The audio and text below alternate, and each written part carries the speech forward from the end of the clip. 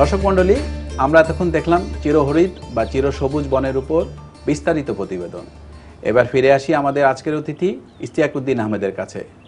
আপনার কাছে আমার প্রশ্ন, চিরহরিত বন বলতে কি বোঝায় এবং এর বর্তমান অবস্থা কি?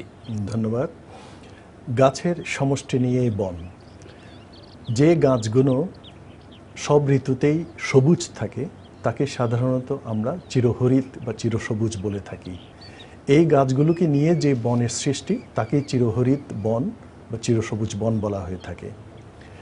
বাংলাদেশে চিরহরিত বনের পরিমাণই সর্বাধিক।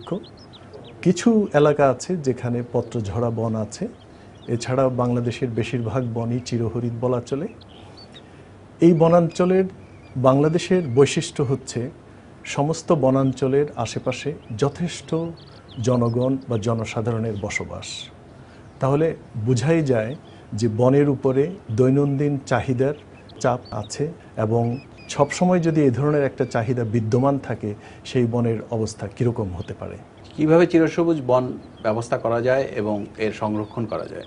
আমরা বন ব্যবস্থাপনায় একটা আমূল পরিবর্তনের চেষ্টা করে আসছি। বন ব্যবস্থাপনার জন্য আমরা বিভিন্ন ধরনের ব্যবস্থাপনা পদ্ধতি ব্যবহার করি, যে গতানুগতিক বা সনাতনী বন ব্যবস্থাপনার মধ্য দিয়েও আমরা বনকে খুব একটা ভালো অবস্থায় নিয়ে যেতে পারিনি। আমরা শুনতে পাই পার্বত্য অঞ্চলে তামাক চাষ হচ্ছে, এ ব্যাপারে বন বিভাগ কি কি পদক্ষেপ নিয়েছে?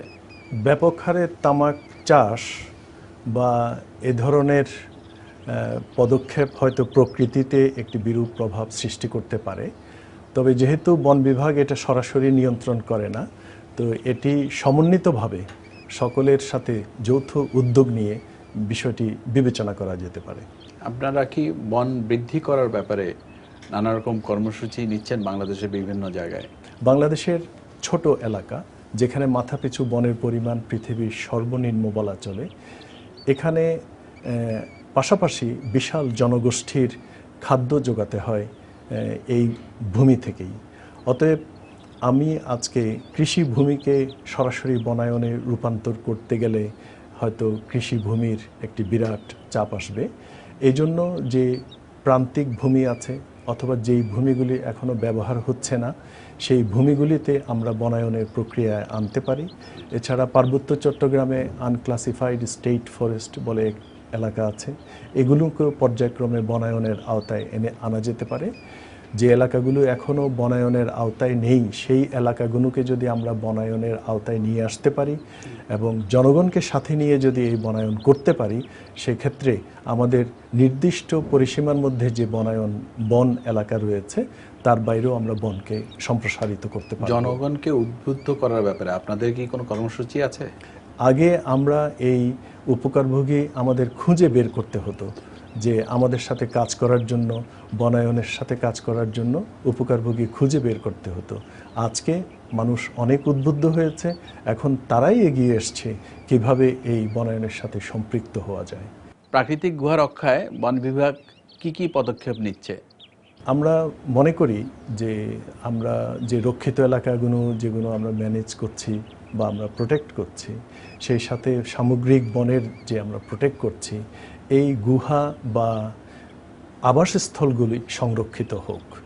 এবং আমরা চাইছি এটি জনগণকেও উদ্বুদ্ধ করতে, কারণ বন্য প্রাণীর সাথে বনের একটা নিবিড় সম্পর্ক রয়েছে। অতএব একটি আরেকটি সম্পূরক।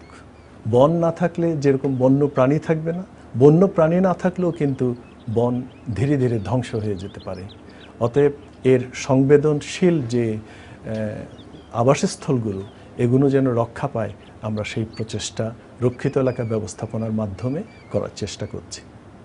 আপনাকে অনেক ধন্যবাদ, অনেক মূল্যবান তথ্য জানতে পারলাম আপনার কাছ থেকে। আপনাকেও ধন্যবাদ। দর্শক মণ্ডলী, প্রকৃতি ও জীবন অনুষ্ঠানে এবারে সেগমেন্টটি হচ্ছে আপনি জানেন কি। চলুন জানা যাক চিরসবুজ বন নিয়ে কিছু অজানা তথ্য।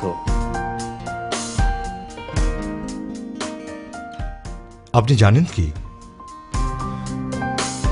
বাংলাদেশে চিরহরিত বনের বিস্তৃতি সিলেট, কক্সবাজার, চট্টগ্রাম এবং পার্বত্য চট্টগ্রামে, দক্ষিণ পূর্ব এবং উত্তর পূর্বাঞ্চল মিলিয়ে বাংলাদেশে চিরহরিত বনের মোট পরিমাণ প্রায় ৫৫ মিলিয়ন হেক্টর। চিরহরিৎ বনের একটি বৈশিষ্ট্য হল এই বনের গাছপালা 3 স্তরের হয়ে থাকে। গাছপালা ঘন হয়ে জন্মায় এবং লম্বায় 46 থেকে 61 মিটার পর্যন্ত হয়ে থাকে। বার্ষিক গড় বৃষ্টিপাত 3810 থেকে 5080 মিলিমিটার পর্যন্ত হয়। বাংলাদেশে বিভিন্ন ছোট বড় প্রাকৃতিক গুহা আছে। এর মধ্যে টেকনাফের কুদুম গুহা এবং বান্দরবানের আলী গুহা অন্যতম। এখানে অনেক বন্য প্রাণীও বাস করে থাকে। আমাদের এবারের আকর্ষণীয় সেগমেন্টটি হচ্ছে কুইজ। গত পর্বের কুইজটি ছিল বাংলাদেশে কত প্রজাতির ভোঁদড় পাওয়া যায়। সঠিক উত্তরটি হল 3 প্রজাতির। অনেকেই সঠিক উত্তর দিতে পেরেছেন, তবে লটারির মাধ্যমে নির্বাচিত সঠিক উত্তরদাতা হচ্ছেন কমান্ডার মোহাম্মদ নিজামুল হক, বাংলাদেশ নৌবাহিনী, পতেঙ্গা, চট্টগ্রাম। অভিনন্দন আপনাকে। আইপোস্টের মাধ্যমে আপনার ঠিকানায় পৌঁছে যাবে আকর্ষণীয় গিফট। এবারে জানিয়ে দিচ্ছি আজকের কুইজ।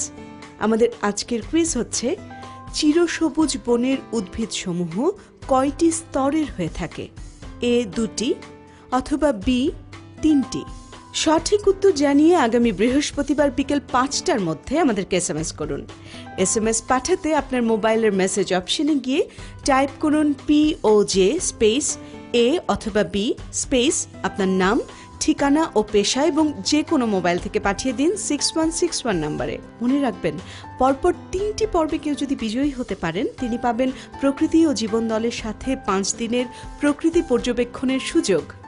এছাড়াও বাংলাদেশের জীববৈচিত্র্য ও পরিবেশ সংক্রান্ত গুরুত্বপূর্ণ কোনো বিষয়ের চিত্র ধারণের জন্য অথবা অনুষ্ঠান সম্পর্কিত মতামত জানাতে ইমেইল করুন প্রকৃতি ও জীবন@gmail.com এই ঠিকানায়। শুধু দর্শক, একটি দেশের সুস্বাস্থ্য নির্ভর করে তার প্রাকৃতিক বনের সুস্থতার উপর। পার্বত্য চট্টগ্রামে যে ঝর্ণা এবং রোমাঞ্চকর গুহা রয়েছে তা চিরহরিৎ বনেরই একটি অংশ। চিরহরিৎ বনে হাজারো প্রজাতির সমারোহ।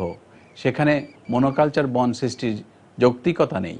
আর সময় নষ্ট না করে এখনই আমাদের যেটুকু প্রাকৃতিক বন অবশিষ্ট আছে তা রক্ষা করতে হবে। সুন্দর প্রকৃতিতে গড়ি সুস্থ জীবন, এই আশা নিয়ে শেষ করছি আজকের অনুষ্ঠান। আপনারা সবাই ভালো থাকুন, সুস্থ থাকুন।